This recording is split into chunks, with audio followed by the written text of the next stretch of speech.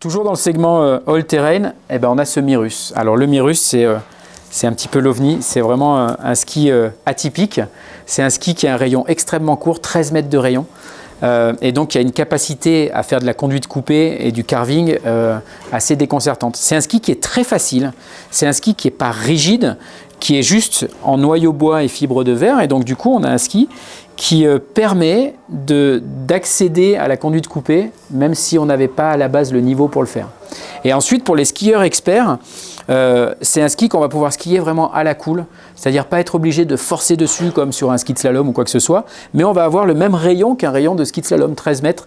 Et du coup, on peut se faufiler à vitesse vraiment modérée à travers les bosses, les gens ou quoi que ce soit sur une piste, en ayant des sensations de coupé. On a un ski qui a un montage qui est vachement centré. On est à moins 3,5 par rapport au centre du ski. Et donc du coup, avec ce centrage-là, enfin ce montage-là, c'est un montage très freestyle. Et donc on a un ski qui a une énorme capacité en parc, avec grosse patule, gros talon et un bon double rocker assez conséquent, court mais bien relevé.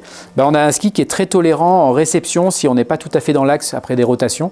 On a un ski qui va venir se déformer dans les spatules ou dans le talon de façon à remettre le ski dans l'axe. Ça a un intérêt en parc pour les bons freestylers, c'est-à-dire que si on est en train de prendre son élan et en sortie de rampe, on met un petit coup de quart, avec le rayon très court, le ski va partir très très rapidement dans une rotation. Et ça va donner une grosse inertie de rotation pour pouvoir faire des figures assez haut niveau, quoi. Donc du coup, voilà, l'intérêt c'est ça, c'est que ce rayon hyper court mais souple permet vraiment de donner cette inertie en rotation, en sortie de rampe avec un petit coup de quart. Alors évidemment, quand on est freestyler débutant, ça va être un peu plus compliqué parce que justement ça peut amener à la faute. C'est-à-dire qu'un débutant ne va pas bien se placer sur la rampe et là ça va l'amener d'un côté ou de l'autre et ça ne sera pas le but. Mais par contre, à l'usage, c'est un ski joué. C'est vraiment fait pour s'amuser dans toutes les situations. On le skie autant en switch qu'en avant. Il carve en switch, il n'y a pas besoin d'aller vite et donc du coup il est vachement sécurisant pour s'amuser sur tous les mouvements de terrain qu'il peut y avoir.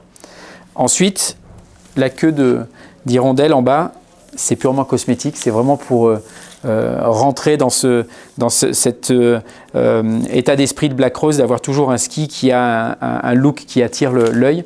Ça n'apporte rien et ça n'enlève rien au ski. Ça alimente les conversations dans les queues, donc c'est vachement bien. Celui-ci, si mes souvenirs sont bons, ouais, il est fabriqué chez Elan. Ça, c'est quelque chose qu'on ne cache absolument pas, la provenance de nos skis.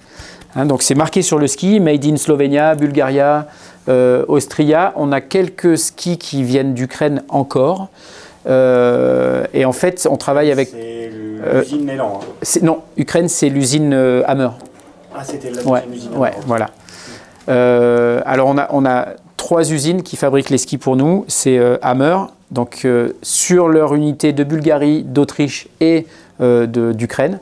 On a Blizzard sur l'unité de fabrication autrichienne et Elan en Slovénie. Et en fait, avec ces 3-là, on a quand même ce qui se fait de mieux en termes de construction de ski sur le marché.